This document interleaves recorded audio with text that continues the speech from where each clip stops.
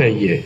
लेकिन लालू जी की अज्ञानता कह लीजिए या उनकी चालाकी कह लीजिए, जिस समाज को उन्होंने आवाज दी उसको उन्होंने शिक्षा नहीं दी, उसको उन्होंने जमीन भूमि सुधार लागू करके भूमि नहीं दिया, और उस समाज के पास तो पूंजी कभी था ही नहीं। तो वो जो लोग पिछड़े वंचित रह गए वो आज तक वैसे ही रह गए। वो लालू जी के समर्थन में आवाज लगा सकते हैं, लेकिन लालू जी के बराबरी में उनके बच्चे कभी बैठ नहीं सकते हैं। फिर इस राज्य ने नीतीश कुमार पर दांव लगाया। नीतीश कुमार भी 5-7 साल तक उन्होंने काम भी करके दिखाया, इसमें भी कोई मानने में दिक्कत नहीं है। 2005 के बाद इस राज्य में कुछ सुधार होता दिखा, लेकिन 2014 में लोकसभा के चुनाव में नीतीश कुमार चुनाव हारने के बाद उन्होंने भी इस बिहार को ये मान लिया कि भैया यहाँ विकास से कुछ होने वाला नहीं है, समीकरण बनाकर किसी तरह पद पर बने रहना ही उपाय है। फिर हम लोगों ने मोदी जी का भी दौर देखा। अभी एक सज्जन जो आपने पहले बताया कि आपके लिए मोदी जी के लिए बहुत आपके मन में सम्मान है, होना चाहिए, कोई दिक्कत नहीं है। मोदी जी के भी दौर को हम लोगों ने देखा।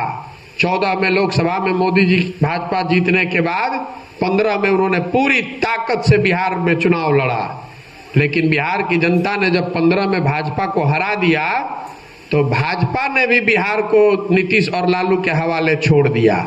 उसका प्रमाण ये है कि 2020 में जब आपने बिहार की जनता ने भाजपा को सबसे बड़ा दल बना दिया था, 75 एमएलए दिया था, नीतीश कुमार मुख्यमंत्री नहीं बन रहे थे, तो भाजपा को किसने मोदी जी को रोका था कि आप मुख्यमंत्री बन जाते, बनवाते अपने दल का, बिहार को सुधारने का जिम्मा लेते।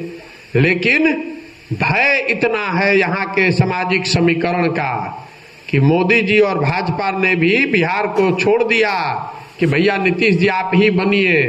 इसलिए छोड़ दिया कि कहीं 25-30 एमपी जो जीत कर जा रहा है दिल्ली, उसमें कहीं कोई खतरा ना हो जाए।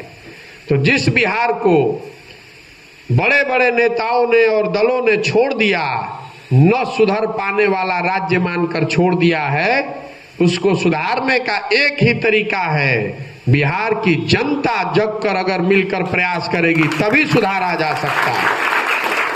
एक प्रशांत किशोर आ जाए कि 100 प्रशांत किशोर, उससे बिहार सुधरने वाला नहीं है। हम दल आकर क्यों नहीं बनाए हैं, पदयात्रा क्यों कर रहे हैं?